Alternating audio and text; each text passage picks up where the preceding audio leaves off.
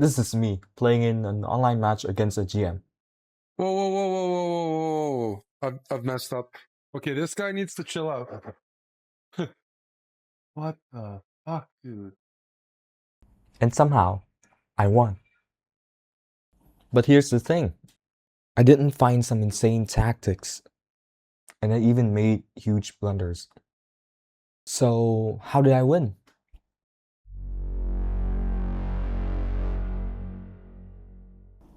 A bit of introduction about my opponent. He is ChessBrah, a chess content creator and also a 3000 rated GM. And to be completely honest, when I matched up against him, I was very scared. So of course I went for Queen's Gambit here, and as you could see, I traded off the c4 pawn. And this is actually a line that I recommend to all of you against like better players, so you don't get variations where your pawn on c4 gets taken and it becomes very messy.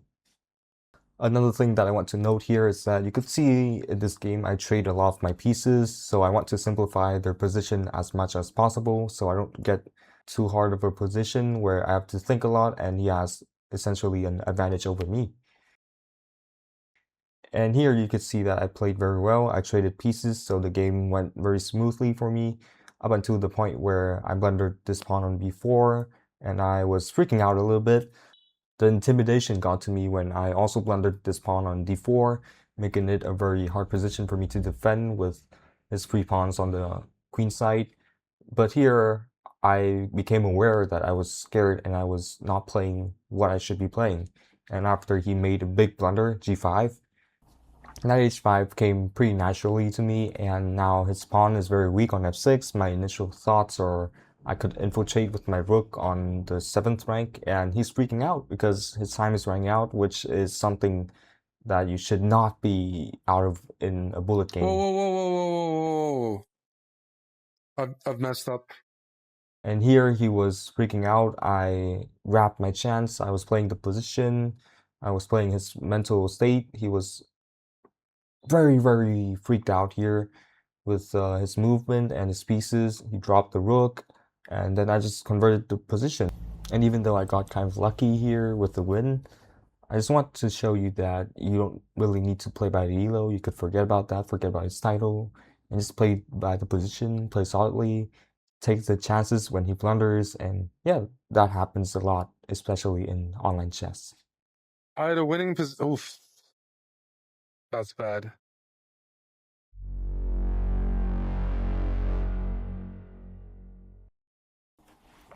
Losses are often more brutal when you just have like the game for your life, and I had it right here on the second game, which I was playing very poorly. You could see I was doing very nonsense playing here, just taking random pieces. Pushing e5 was a very bad mistake. I was not pushing out my pieces. I'm just getting it all clumped up together in the d file, and my white bishop is just stuck. It's non-existent at this point. With his expertise as a Grandmaster, he obviously punishes me for not playing well enough in the opening, and I just had a reality check in this game. I was playing so badly and so poorly this game. And yep, it wasn't even close. And I just want to point out from this game that when you win, you start getting a bit too confident. And if you lose very badly and you start thinking that you have no chance, which is a very bad mentality to have, especially if you're playing someone of a higher caliber.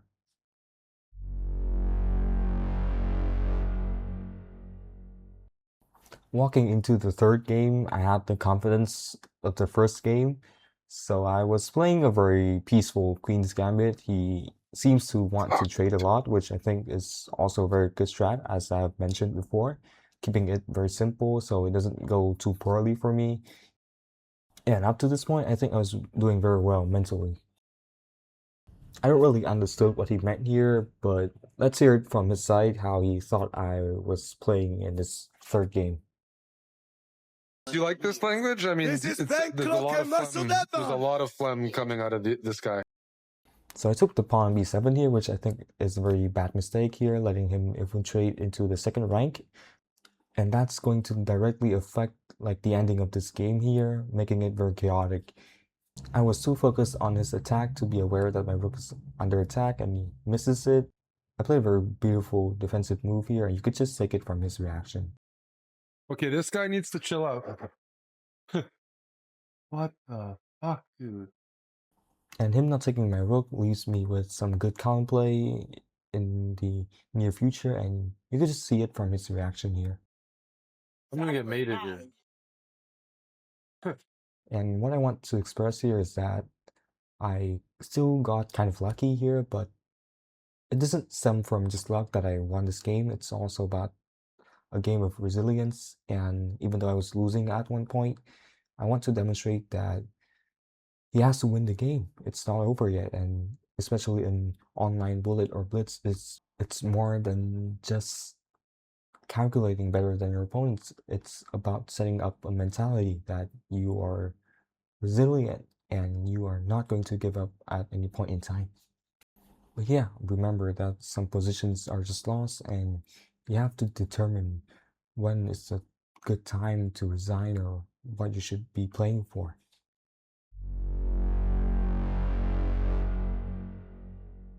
Going into the final game here, I decided to go for something more familiar with a very weird version of the French, which I, funnily enough, played the wrong variation, as you could see.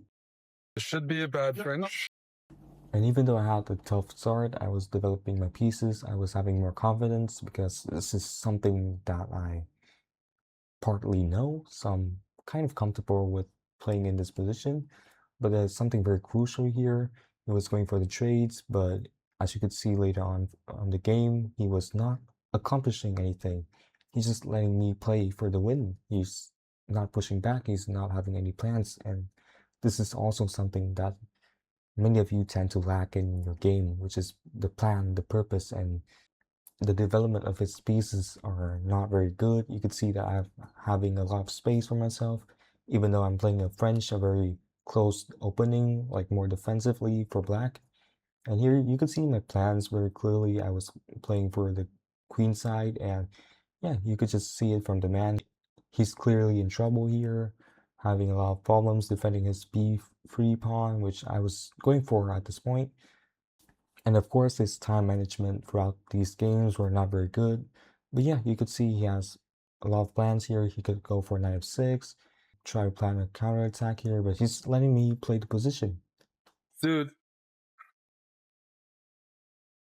where's the move? And then I just convert the position into a win. Oh man, I feel pathetic here. I couldn't find a move. Oh my goodness. I'm playing like an asshole right now. I'm playing like an asshole. Like I'm playing so slow and I'm losing to the French. And I bet you my position was very good in the opening. Oh my goodness. That's bad.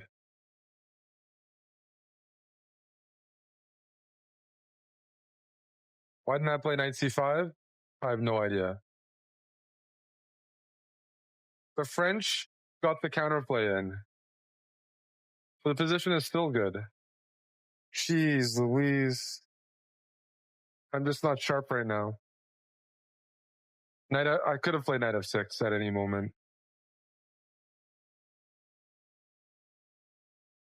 No, there's nothing wrong with knight d5. Looking back at these 4 games, I don't think the interesting part is simply that I managed to beat a Grandmaster. It's what actually allowed me to stay competitive against him. So game 1 reminded me that I don't have to be intimidated by his elo. Game 2 was a pretty good reality check for me to put me back into my place. Game 3 showed me that even after making a big mistake, it's not over yet. And for game 4, it reminded me that being the weaker player doesn't mean you have to play passively. And honestly, I think all of these apply way beyond bullet. Sometimes you're going to be worse, and that's just chess. But you don't need to play perfect chess to give yourself a chance. Just play the position. Don't let one mistake decide the fate of your game. Keep making your opponent work, and when you get a chance, make sure to take it. And I think that's what I like most about these games. I didn't beat ChessBrah by suddenly playing like a Grandmaster. I just keep giving myself chances, and if there's one thing I would like to take away from this, it's that you don't have to be the better player to make the game difficult. You just have to keep playing. And thank you for watching.